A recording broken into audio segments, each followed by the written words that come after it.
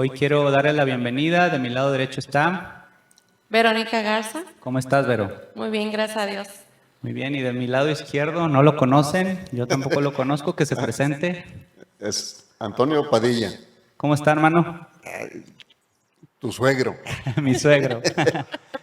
Vaya que lo conozco. Sí. Estoy privilegiado, me siento privilegiado de que me acompañe Verónica y también el Antonio. hermano Padilla, que es mi Hermano suegro, efectivamente, para discutir la lección para esta semana. Y queremos iniciar diciendo que tiene un título interesante.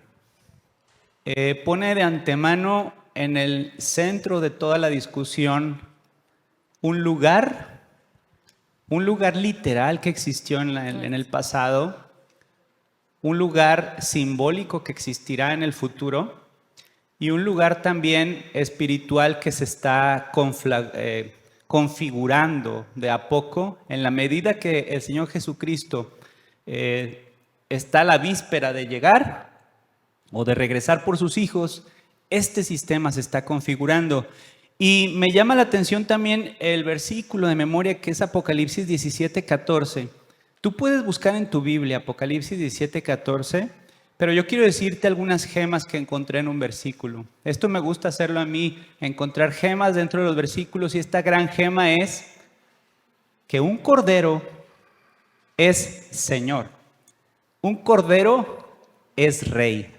Fíjense, la figura de un cordero, un animal muy sencillo, muy noble, convertido en rey de reyes y en señor de señores. Y al final del versículo tiene una esperanza, que aquellos que le siguen son aquellos que son elegidos y fieles. Entonces, nos introduce a pensar en que Babilonia la podemos empezar a estudiar contrastando dos figuras simbólicas.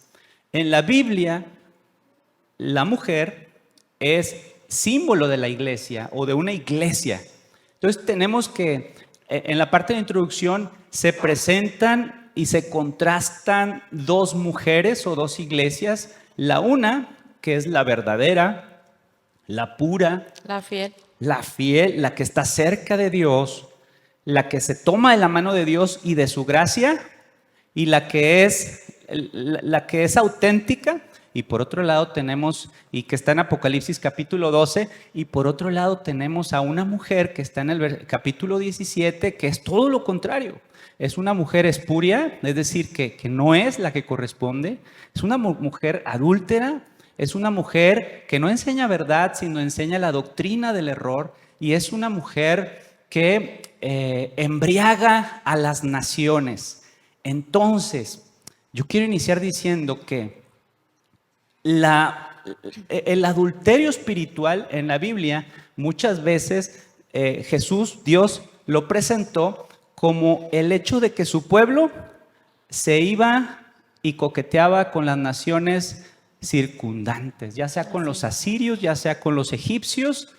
Y en esos momentos, por ejemplo, podemos buscar en Ezequiel 16:32, le reclama Jehová a su mujer que fue y fornicó con otras naciones, tanto literalmente o carnalmente, pero también de a poco esta fornicación comenzaba a ser espiritual. Así es de que iniciamos dando esta perspectiva y luego introducimos la parte del domingo, donde hay dos sistemas opuestos, ¿verdad, Vero? Es decir, aquí en la parte del domingo nos pregunta cómo se les conoce, ¿verdad? A las personas que van a seguir a Dios, cómo Dios los describe. Y me llama la atención porque dice que son los que guardan la ley de Dios y tienen el testimonio de Jesús. Y yo estudiando, pensando esto de guardar la ley de Dios, a veces creemos que solamente es el sábado, pero viendo cómo la lección habla acerca de la mujer fiel y la mujer infiel, es que tienes que mostrar fidelidad en todos los sentidos. Son 10 mandamientos los que tenemos los que están ahí escritos, y muchas veces creemos en la iglesia que solamente debemos ser fieles el sábado.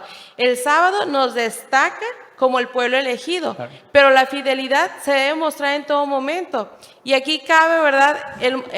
Según los mandamientos, la fidelidad en el matrimonio, el hecho de que no robes, que seas honesto, que seas fiel a Dios, ¿verdad? Y entonces dice, tener el testimonio de Jesús. Y el hecho de tener el testimonio de Jesús, pues, es que nos parezcamos a Él, que seamos como Jesús. Y yo recuerdo que un predicador de la palabra, no quiero decir ni título ni nombre, dijo una vez, yo estaba en Comisión Federal y estaba bien enojado porque me cobraron de más. Y les grité, los regañé y les dije, nomás que dije, ay, con que no sepan quién soy. Entonces, imagínate, o sea, tenemos que parecernos a Jesús, tenemos que ser personas fieles al Señor en todos los sentidos y en todos los aspectos de nuestra vida. Qué interesante analogía, hermano, del matrimonio.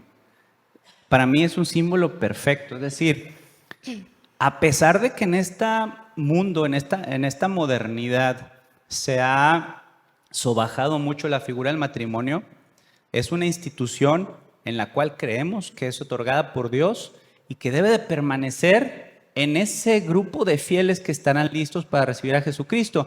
Y me parece muy adecuado el símbolo decir que el matrimonio fiel es entre Jesucristo y la esposa verdadera. Y cuando en algún momento de la historia esa esposa o ese pueblo fiel fornicó, es decir, se fue con otros pueblos, con otras naciones, pues ahí se dio el adulterio espiritual. Y parte de este adulterio nos habla de otro símbolo que es el vino de la ira, hermano. Sí, es que estamos estudiando Apocalipsis, así que es un libro simbólico y por lo tanto trae muchos símbolos. Y cuando maneja el símbolo del vino, pues podemos pensar en la sangre de Cristo, ¿sí? Pero aquí habla de otro tipo de vino, que viene ahí en el libro de Apocalipsis, capítulo 17, versículo 1 y 2. Dice en el versículo número 1, vino entonces uno de los 7 ángeles que tenían las 7 copas y habló conmigo diciéndome, ven acá y te mostraré la sentencia contra la gran ramera, otro símbolo de la Babilonia, ¿sí? La que está sentada sobre muchas aguas, o sea, aguas, ¿verdad? Pueblos, naciones, ¿verdad? Muchedumbres. Y con la cual han fornicado los reyes de la tierra, y los moradores de la tierra se han embriagado con el vino de su fornicación, ¿sí? O sea, se han embriagado con el vino de su fornicación. Entonces, cuando habla aquí de ese vino, pues no es más que el pecado, ¿sí? Que reina, que empapa todo el ser de esa ramera. Entonces dice, pero dice la sentencia sobre la gran ramera, ¿sí? Embriagado a todas las naciones con engaños, con mentiras, los ha seducido, ¿sí? Les ha hecho creer que es un sistema, fíjate, es un sistema eclesiástico que tiene un alcance internacional, o sea, tiene una influencia en todos los gobiernos. El que quieras, busques y mandes, este sistema eclesiástico lo ven de una forma muy especial, ¿sí? Aparenta lo que no es, ¿sí? ¿Y qué es la apariencia? Pues aparentar es algo, qué bueno, ahorita usted lo mencionó, pero qué bueno sería que todos aparentáramos ser cristianos y lo fuéramos. Pero en el caso de la ramera, en el caso de esta institución, nada más tiene la apariencia. No, perdón, hermano, y qué apariencia, ¿verdad? Oro, púrpura, Claro, o sea, casi porque coquetea, engaña, convence. porque en un mundo en el que impera el poder o el amor a las riquezas, este sistema se ve, oye, bendecido. Pero cuando hablamos de apariencia, pues podemos aparentar pues lo que no somos, ¿verdad? Así es. Podemos aparentar lo que no somos. Cualquiera diría que yo soy, ¿verdad?, un judío, ¿verdad? Y pues no lo soy. Tengo la apariencia, pero no lo soy, ¿sí? Entonces, esta institución maneja de una manera muy ingeniosa el engaño, ¿sí? Sí. Mezcla la verdad con la mentira, y cuando tú haces eso, pues llega a ser todo mentira, ¿no es cierto? Mira, por ejemplo, aquí les traje para beber un poco de agua limpia, ¿sí? Pero como hay que ser muy limpios, pues le puse aquí detergente, ¿verdad? y le ponemos detergente. Cuando ustedes gusten pueden tomar un trago. Gracias. Es que es agua limpia, Porque hasta tiene detergente. pero hasta tiene detergente. Pero entonces el agua limpia dejó de ser limpia, porque le dio cabida a la mentira, ¿sí? Entonces, es lo que está manejando este personaje. Y digo personaje porque habla de una ramera, ¿sí? Entonces, esta iglesia es lo que está manejando, ¿sí? Maneja en apariencia la verdad, pero está llena de engaños. Y cuando esto sucede, pues ya no es verdad, ¿sí? Deja de ser la verdad para convertirse en un engaño. Ahora, el libro de Apocalipsis también tiene su sustento en Daniel, en el capítulo 7, versículo 25, ¿sí? Para que veamos la intención o para que vayamos identificando a este personaje, ¿sí? Dice la palabra de Dios ahí en Daniel 7:25, hablará contra el Altísimo, y a los santos del Altísimo quebrantará, y pensará en cambiar los tiempos y la ley. Esa institución de la que estamos hablando, tenemos que identificarla, ¿sí? Tal vez ahorita no digamos el nombre, ¿verdad? Pero quienes tengan interés y quienes quieran realmente estudiar y conocer, lo van a lograr leyendo Daniel y Apocalipsis. ¿Sí? Dice, y serán entregados en sus manos hasta tiempo y tiempos y medio tiempo. ¿Sí? ¿De quién estamos hablando? De un sistema eclesiástico que si no le haces caso o si no te sometes a su voluntad, entonces te la echas de enemigo, ¿sí? Y ya pasó en la antigüedad, desde el siglo XII comenzó una batalla contra aquellos que obedecían la palabra de Dios. Por ejemplo, en el siglo XV, en nuestro México, también tuvimos ese problema, ¿sí? Las personas que no se sometían a la voluntad de esta institución, pues eran declaradas herejes, ¿sí? Y entonces, quemados en leña verde, ¿verdad? Porque no es cualquier enemigo, ¿verdad? Ah, Es no. un enemigo poderoso. Claro que sí, porque tiene todo el apoyo del maligno, ¿sí? Un sistema eclesiástico que se toma de la mano del poder político, Y el poder. contrastado con un poder eclesiástico que se debe de tomar de la mano de Dios. Un poder eclesiástico que hace beber del vino, de la fornicación y de las mentiras y del error, contrastado con el vino que solamente Jesucristo ofrece, ese vino que sale de la vid, ese vino que representa las verdades eternas que Dios nos da. Y en ese contraste podemos encontrar también sabiduría al respecto. Sí, bueno, de hecho, el libro de Apocalipsis 17, capítulo 17, en el versículo 9, dice esto para la mente que tenga sabiduría. O sea, esto para aquellos que son elegidos, como ahorita dijimos, para los elegidos y fieles, aquellos que tienen el don del Espíritu Santo, porque tú puedes leer Apocalipsis y no vas a entender nada. Y tú te puedes preguntar, bueno, pero ¿por qué permitió Dios que se escribiera con tantos símbolos? Porque en el momento en que se escribió, si hubiese sido un mensaje claro, lo hubieran destruido. Pero como no tenían conocimiento de lo que estaba escrito ahí, el libro siguió, ¿sí? Hasta nuestros días en que Dios permitió que se abriera este libro y entonces podemos entender lo que son estos mensajes. Por ejemplo, dice, las 7 cabezas son 7 montes, sobre los cuales se sienta la mujer, y son 7 reyes, 5 de ellos han caído. ¿Quiénes? Egipto, Asiria, Babilonia, ¿sí? Medo-Persa, Grecia. Dice, uno es, y el otro aún no ha venido. ¿Quién era el que era en ese momento? Cuando Juan escribe el libro de Apocalipsis, ¿quién estaba como imperio? Roma. Roma, ¿sí? Pero era la Roma imperial todavía. Aún no surgía la Roma espiritual, ¿sí? Entonces, si te das cuenta, leyendo, inspirado por el Espíritu Santo, puedes comprender. Pero si no tienes el Espíritu Santo, no vas a entender esto, ¿sí? Te va a parecer que todo esto es fantasía. Y puede suceder que a lo mejor alguien que nos esté escuchando va a decir, bueno, están ustedes fantaseando. ¿Cómo pueden ustedes pensar que exista una institución religiosa que sea de parte del enemigo de Dios? Pero es que sí lo hay, sí la hay. Porque fíjate, se pensará en cambiar los tiempos y la ley. ¿Qué día se debe de guardar? El sábado. ¿Por qué? Porque así lo instituyó Dios. Pero es que hay una organización que dice que ya no. que se ha adjudicado el poder para cambiar ese día. Por eso el nombre de confusión, ¿verdad? Confusión. Ese es su propósito, confundir a todos los cristianos. Es que si lo dice Dios, pues, no hay ningún problema. Pero el problema es que el hombre dice, no es lo que dice Dios, es lo que yo te estoy diciendo. ¿Sí? Entonces, ahí viene ese conflicto en el que tenemos que tener cuidado, porque aún hasta los escogidos pueden ser confundidos. ¿Sí? Ahí nos dice el Señor Dios que salí de ella, pueblo mío. ¿Sí? Fíjate, hay por ejemplo, el pueblo judío. Ahorita me puse, ¿cómo se llama esto? Tal vez tú me lo trajiste de Israel. ¿Kipá? ¿Cómo? ¿Kipá? ¿Kipá? Pues pasa, Kipá, ¿verdad? Bueno, es el Kipá. Hasta ellos están en riesgo de ser confundidos, fíjate. Por ejemplo, en su bandera traen una estrella de 6 puntas. ¿De dónde salió la idea de que David portaba una estrella? Y sobre todo que esa estrella iba a ser símbolo de Israel. ¿De dónde surgió? Pues de Babilonia. Cuando el pueblo de Israel estuvo cautivo en Babilonia, de ahí salieron muchas ideas y muchas confusiones.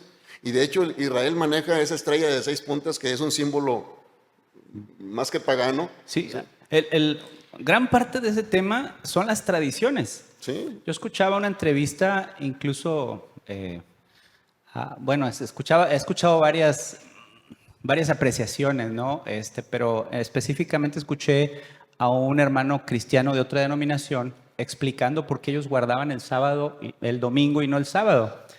Y en su declaración él dijo claramente que era una mera tradición. Ellos se fundamentan en lo que hace también el hermano que es de otra denominación, que es la religión popular, que es el catolicismo, que dicen que es porque Cristo resucitó el día domingo.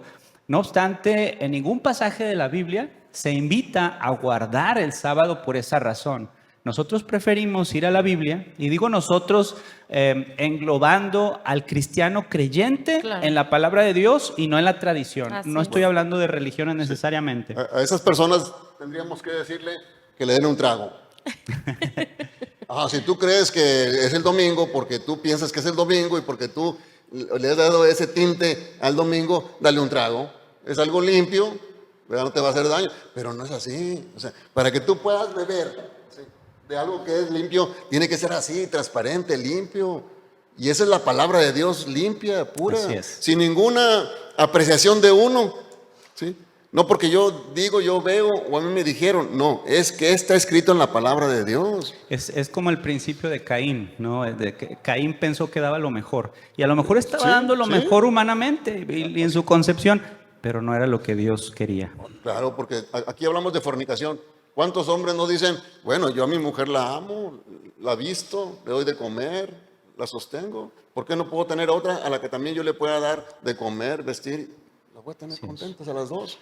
Lo que le pasa a muchos personas que viven allá en el Medio Oriente, si tú tienes contenta a tu mujer, te da la facultad de tener otra. ¿Sí? ¿Y de dónde sacaron eso? Bien, estamos hablando de Babilonia. Y Babilonia, yo les pregunto a los que están aquí, quisiera que levantaran la mano, ¿quién quiere pertenecer a un hogar que es espíritu de demonios y hogar de toda ave sucia y aborrecible? Evidentemente nadie va a levantar la mano, pero estamos describiendo a Babilonia. Y Babilonia tiene una connotación histórica interesante en Babel. Y hace un momento, Vero, mencionabas la palabra confusión. Y es que esta confusión que viene desde el Génesis, ¿verdad? Cuando habla de Babel, se posterga o se viene hasta nuestra realidad actual y nos viene a presentar la nueva Babel, que es constituida por Babilonia espiritual, y se presenta también a manera de confusión. ¿Qué podemos entender de la gran Babilonia allí en el monte de Sinar, que fue donde inició Babel? Hay algunas declaraciones bien interesantes que quiero que revisen ahí en Génesis, me parece es el capítulo 11, Génesis 11 del 1 al 4 podemos encontrar, fíjense, enseñanzas humanas, convicciones humanas, desafío abierto a un Dios, autosuficiencia. ¿Por qué? Porque pensamos en algunas declaraciones, ¿verdad? Que ahora las vamos a aplicar a nuestra realidad actual, que son Ellos llegaron a Sinar y dijeron, nos estableceremos aquí, a pesar de que Dios había dicho que extenderse por toda la tierra. Y luego ellos dijeron algo que desde mi punto de vista me parece trágico para el ser humano y demuestra la indiferencia a un Dios.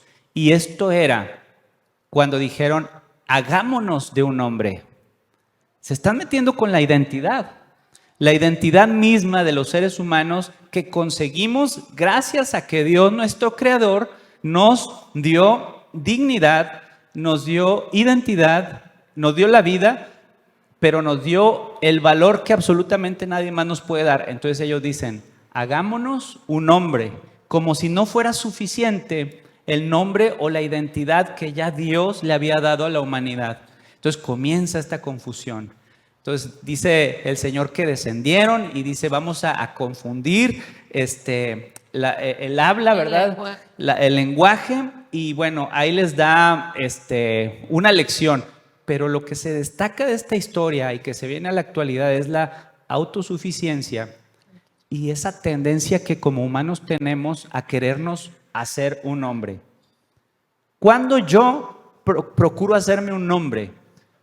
Cuando soy autosuficiente y me apego a todos mis conocimientos, a mis competencias y me olvido de Dios, o voy con Dios al final de que ya fracasé. Entonces, ¿qué implica? Y esta es una pregunta para los que están aquí. Si alguien pudiera responder, nos encantaría, ¿verdad? El formato da pie para que alguien pudiera comentar. ¿Qué implica en la actualidad o en la modernidad la expresión, me quiero hacer un nombre? O sea, recordando la historia de Babel, ¿verdad? Ellos decían, vamos y construyamos y hagámonos un nombre. Bueno, esa expresión, ¿qué significaría en la actualidad? No sé si alguien quiera intervenir. Lo vamos a hacer allí a través de Ángel, que nos está ayudando con eso. Y mientras se deciden, diré solamente que lo que estará en pugna serán dos religiones, hermanos. Los que dependen de Jesús y los que dependen de un poder político, pero sobre todo de la confianza en los seres humanos y no en la gracia transformadora de Jesucristo. Así es de que los dejo con esa pregunta. Si alguien quiere intervenir, solamente levanta la mano. Luego tenemos un llamado al compromiso. ¿Por qué es importante el compromiso, Vero? ¿Qué tiene que ver el compromiso dentro de esta historia? Bueno, yo creo que esta parte de comprometerte, cuando tú te comprometes, por ejemplo, en esta invitación que me hiciste, pues yo me preparo, leo, estudio y busco un poquito más porque tengo un deber que cumplir, ¿verdad? Y cuando nosotros nos comprometemos con el Señor, cuando nosotros decidimos ser fieles al Señor, tenemos que realizar un esfuerzo más. Pero, ¿sabes? Esto me lleva a pensar que no solamente tienes que hacer un esfuerzo, ese esfuerzo y ese compromiso tiene que ver con el amor también, con el deseo que tienes de dónde quieres estar, ¿verdad? ¿De dónde quieres estar? ¿De qué equipo quieres ser? ¿Verdad? Por decirlo de esta manera. Y me recuerda porque ayer precisamente una persona me llamó y me dijo que tenía un problema con su esposo.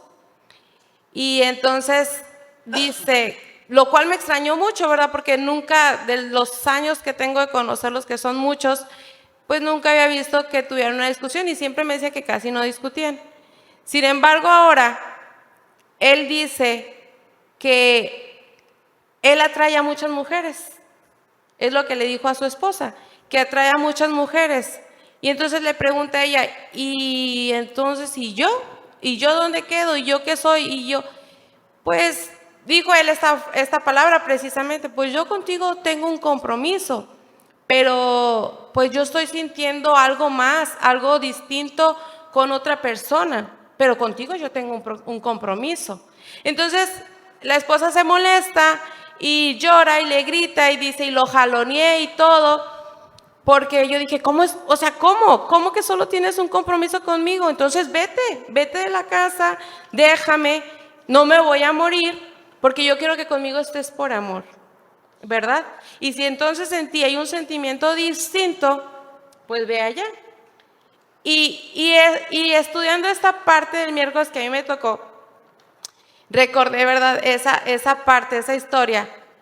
Y entonces nosotros tenemos que crear un compromiso con el Señor, un compromiso, pero con amor, porque tienes que estar, al momento que tú haces el compromiso, tienes que decidir en qué equipo vas a jugar y a dónde quieres pertenecer. Si quieres ser parte de la confusión, parte de la tradición, parte de lo que el hombre ha creado y el de tener solo un nombre y ser destacado y ser reconocido, o quieres realmente ser un cristiano fiel y verdadero. Y yo mencioné hace rato, para la fidelidad, o sea, tienes que realizar un esfuerzo. Todo en esta vida requiere un esfuerzo. Los logros que obtenemos materialmente han sido a través del esfuerzo. Y el hecho de estar y ser parte del equipo de nuestro Señor Jesucristo requiere de un esfuerzo. La fidelidad no viene sola, ni es algo que vamos a obtener de un día para otro. O sea, es decir, te tienes que esforzar en levantarte, en estudiar, en esforzarte, en pedirle ayuda al Señor a través de la oración. Y entonces tu vida va siendo transformada y empiezas a pertenecer al equipo correcto y adecuado. Y cuando indagamos en la Biblia, cuando estudiamos la Biblia, entonces vas identificando cuál es lo correcto y qué es lo incorrecto. Y entonces ahora ya sabes a qué equipo estás perteneciendo. Pero como yo mencionaba, no solo hacer el compromiso y quiero decir, quiero estar aquí porque voy a ganar el cielo. No, quiero ser parte por amor a Jesucristo, porque murió por mí, porque en mí ha hecho una nueva persona. Yo quiero estar aquí, ¿verdad? Porque si no es de esa manera, entonces vendría a ser lo mismo que esta pareja y decir, vete. Yo recuerdo hace mucho, de los primeros pastores que conocí recién bautizada, y decía mucho el pastor esta frase cuando predicaba: ¿te gusta el mundo? Ve y disfruta del mundo, gózalo. ¿Te gusta bailar, cantar, irte de parranda? Gózalo, porque será lo único que tendrás.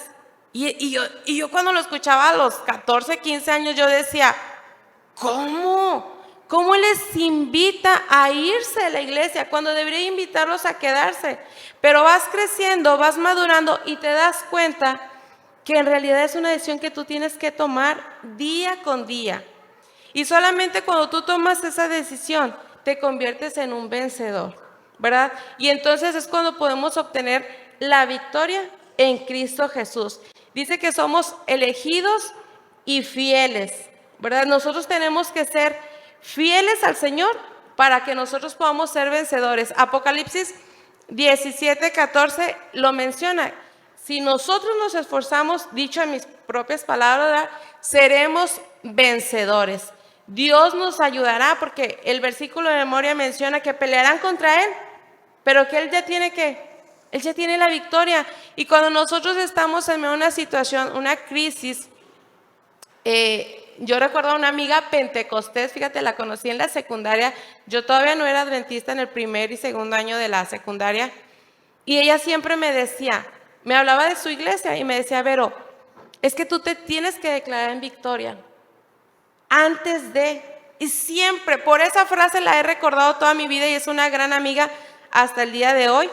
Y es verdad, o sea, uno tiene que declararse en victoria. ¿Por qué? Porque Jesús ya ganó, porque Jesús ya venció y porque Él nos muestra la verdad clara y transparente, como dijo el hermano. No hay engaño, no hay nada que adicionarle, no hay nada que ponerle. No necesitas un agua de sabor de tamarindo de polvito para que te sepa rica. La natural es la correcta. Entonces tenemos que esforzarnos, ser fieles, y nosotros ya tenemos la victoria ganada por medio de Jesucristo. Así es, dos cosas. Lo primero es el esfuerzo que subyace de nuestra convicción que viene del amor, ¿verdad? No creemos en la salvación por obras, pero sí creemos que el amor se manifiesta en obras. Y lo segundo, qué difícil es mantener un compromiso ante la muerte, porque me estaba acordando de la historia de Ananías, Misael y Azarías, ¿verdad? Es un alto grado de compromiso que a veces, híjole, no lo vemos de esta manera, porque a veces es más sencillo comprometerse con cosas cotidianas, pero no. Imagínate cuando lleguemos al momento en una decisión de vida o muerte, donde tu compromiso te lleve a, si me voy a comprometer por el camino de Dios, implica riesgo de muerte, y si no me voy a comprometer, me voy a salvar, entre comillas, pero va a ser irte por el camino amplio o ancho, en donde al final hay perdición, en donde el alma se pierde, ¿verdad? Entonces, pensemos también en eso. Hermano, Babilonia, el centro de idolatría. Así es. Y es que ella es experta en explotar la religiosidad de las personas, ¿sí? Cuando hablamos de Babilonia, no pensemos que en Babilonia no había religión. Sí, había religión, adoraban a Marduk. Fíjate, había 53 templos enormes, suntuosos. Había 955 santuarios en Babilonia, la que fue conquistada por los medos persas. Y había 384 altares callejeros a Marduk, ¿sí? El dios de Babilonia, ¿sí? O sea que era religiosa Babilonia. Ese sistema es religioso y sabe explotar esa necesidad de religión que tienen las personas, de creer en algo, ¿sí? Nada más que los hace idólatras, ¿sí? No les muestra la Biblia para que adoremos al Dios Todopoderoso. Les permite adorar al hombre, ¿sí? A cualquier imagen. Cualquiera, o sea, a cualquiera. Por eso dice, es idólatra. Y eso es una insensatez. O sea, esto es falta de cordura, ¿sí? A Dios no lo puedes dibujar, no hay manera de que lo pongas en una estampa. Es cierto que hay estampas que sirven para ilustrar algún pasaje bíblico, pero para adorarlo, para arrodillarte, para pedirle, para platicar con Él, para depender de Él, pues no te va a transformar en nada más que en lo que estás viendo, ¿sí? Ese es el problema que tiene Babilonia, ¿sí? Y no que lo tenga ella, que lo hace de todas las naciones, ¿sí? Los hace idólatras. En el libro de Isaías, en el capítulo 44, versículo 9, dice: los formadores de imágenes de talla, o sea, los artífices, todos ellos son vanidad, y lo más precioso de ellos para nada es útil, dice. O sea, la mejor escultura que hagan, para nada sirve, dice. Y ellos mismos son testigos para su confusión de que los ídolos no ven ni entienden, ¿sí? Ahora dice, ¿quién formó un Dios? ¿O quién fundió una imagen? Que para nada, dice, es de provecho. Babilonia permite que la gente se vuelva idólatra, ¿sí? Adorando imágenes, ¿sí? Esa es otra de las características que tiene este sistema religioso. Es idólatra, está lleno de imágenes, ¿sí? Cantidad de ellas, dice. Ahora, un ídolo, pues hay que cargarlo, ¿sí? Tienes que cargarlo y por eso a lo mejor convenga usar medallitas, ¿no? Porque están ligeras, porque imagínate un busto, ¿verdad? No, pues no. Depende del tamaño, es tu Dios, imagínate. Pues no. Porque tenemos un Dios que es maravilloso, es grande. Y si quiere hacer su imagen es en el mismo hombre, ¿sí? Nos quiere recrear a su imagen y semejanza, haciéndonos obedientes a su santa y divina voluntad. Ahora, se aprovecha de la ignorancia de la gente, porque no les enseña la verdad. De la verdad escoge pasajes para presentarlos como tal verdad, pero la llena de mentira. Ahora, para todas las personas, no exime, o sea, de cumplir una ley el hecho de que no la conozcamos, ¿sí? El que yo no sepa, porque no he leído la Biblia y no sé lo que es el día de reposo, no sé lo que es el segundo mandamiento. Mucha gente no conoce el segundo mandamiento. El segundo mandamiento dice, no te harás imagen ni ninguna semejanza de lo que esté arriba en el cielo. ¿Qué está arriba en el cielo? Dios, los ángeles y Enoc. Cuando Dios escribió con su dedo en tablas de piedra, estaba Enoc. Así que un ser humano, no te hagas imágenes de nada, ¿sí? Porque al día de hoy, pues sabemos que está Moisés y también está Elías, ¿verdad? Pues no te hagas imágenes de ningún ser humano. ¿Y qué dijo Pedro? Es necesario obedecer a Dios antes que a los hombres. Y fíjate, y no te da margen de hacerte a ningún lado. El camino al cielo, está aquí en medio, queda en medio de estas dos páginas, o sea, va en medio, no hay para dónde te hagas, ni te puedes salir a ningún lado. O sea, ¿por qué? Porque es lo que Dios quiere. Ahora,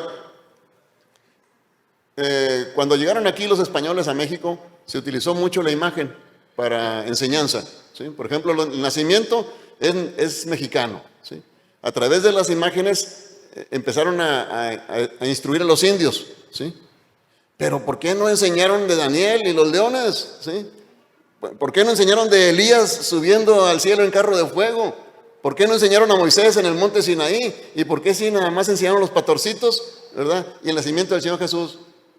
Y luego la Virgen María y José. Porque les convino. ¿Sí? ¿Por qué no enseñar la verdad completa? No. Utilizaron las imágenes y permitieron que las imágenes fueran después el centro de atención de los indios, ¿sí? Los dejaron crecer idólatras y ser idólatras. Afortunadamente, cuando llega la palabra de Dios a las personas, entonces llega la vida, llega la luz, ¿sí? Llega la verdad. Y Jesús dijo de él mismo: yo soy el camino, la verdad y la vida. En él no hay tradiciones humanas, no hay supersticiones, no hay invenciones. Él es la verdad, ¿sí? Y Babilonia es una nación que tenemos que identificarla, ¿sí? Habla mentira, habla engaño y luego es idólatra y fomenta la idolatría. Así es.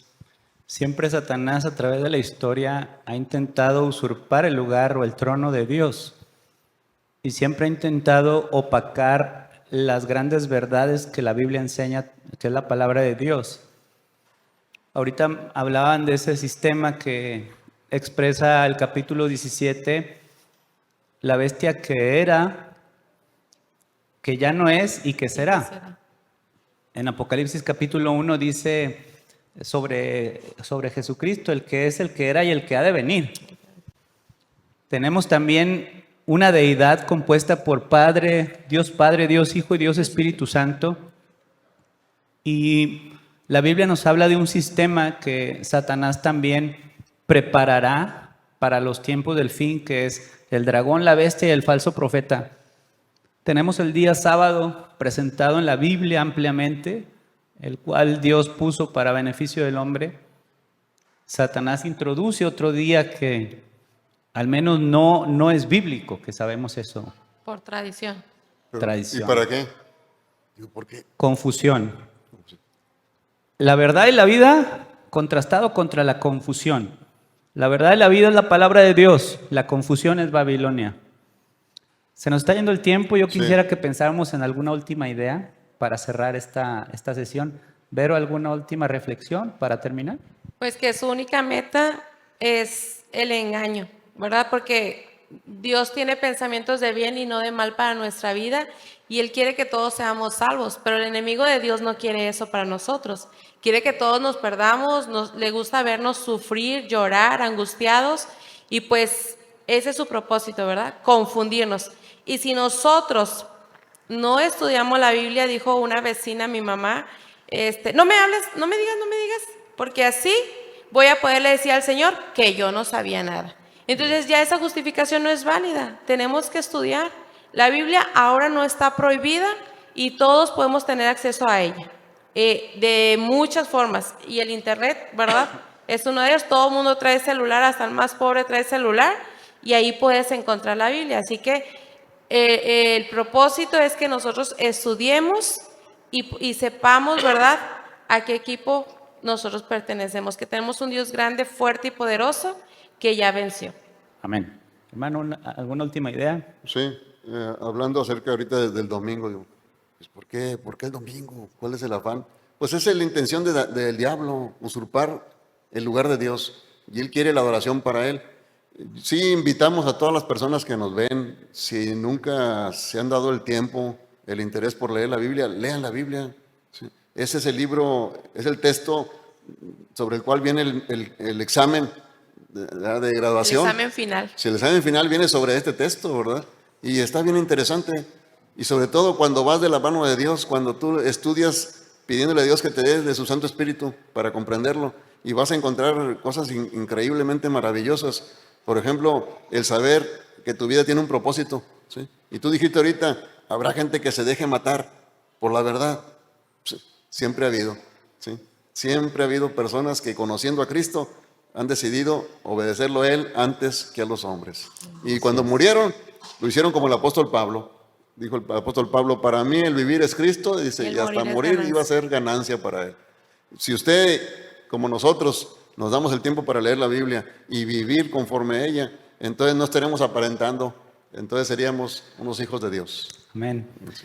Terminamos diciendo que a pesar de que los símbolos que están muy cargados en el capítulo 17, tenemos a una mujer que es prostituta, que es fornicaria, que toma la sangre de los santos, que se embriaga y embriaga a las naciones, que se relaciona con los reyes de la tierra, que se sienta sobre una bestia y que esta bestia y esta mujer están sobre las aguas, que representan muchedumbres, naciones, tribus, pueblos, que tiene esta bestia cabezas y cuernos. Tenemos muy cargado de símbolos este pasaje, pero una de las grandes esperanzas, y creo que también simplifica muy bien lo que es el Apocalipsis, es que este sistema y estos sistemas y estos símbolos que son satánicos pelearán contra el Cordero